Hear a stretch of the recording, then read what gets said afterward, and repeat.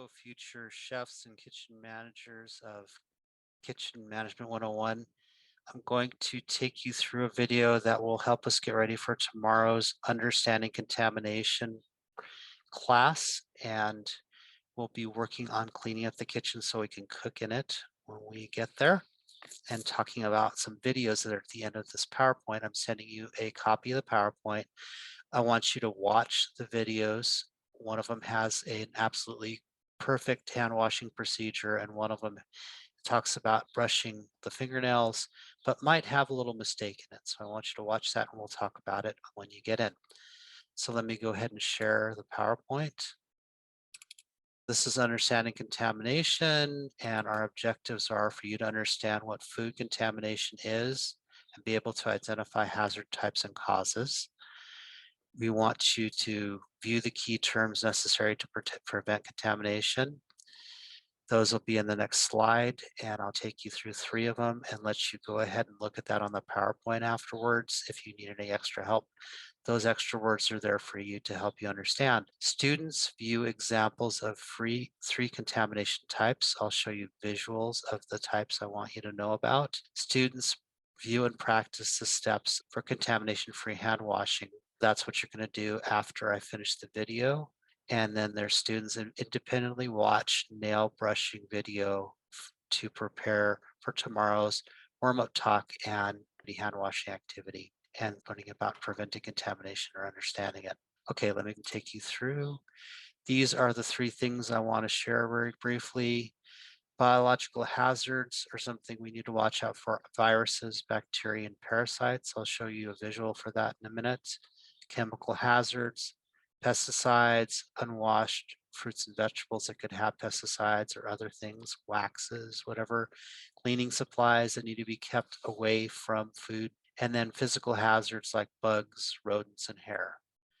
First one here is chemical hazards. This is how they do most big agriculture. They spray stuff on it. We have to make sure and clean it before we feed it to people.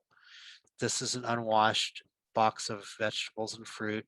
This is something that you could use in a 2-sink situation for just a prep sink where you are washing with veggie wash and then with water afterwards. These are the chemicals off all by themselves in a rack. This is the way you should have it in your kitchen. Keep the chemicals away from the food. We have physical hazards, which could be bugs, rodents, and hair. We need to make sure as professionals that these things are never in our kitchen, and we cover in a kitchen cooking situation. I should have a beard net on generally. Those are things to know about. The next thing are viruses, bacteria, and parasites. You're going to be looking at hand washing. A lot of that you can prevent by hand washing and fingernail brushing.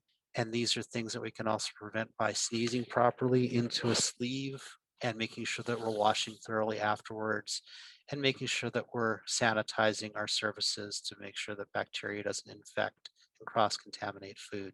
There are 3 different kinds of sinks in a kitchen that you need to know about. One of them is a hand washing sink that'll be off by itself with soap and towels. Never wash your hands anywhere else.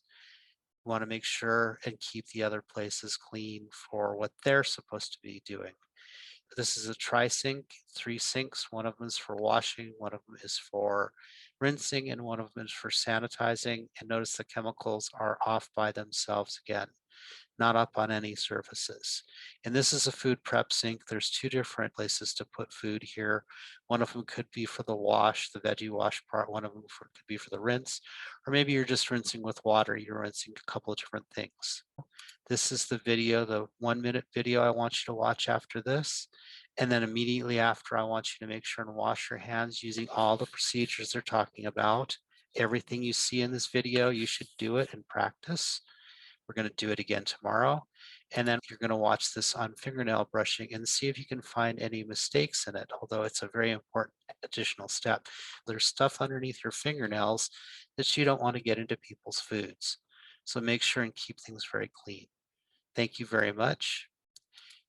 Future chefs and kitchen managers of Kitchen Management 101, I'll talk to you tomorrow in the kitchen.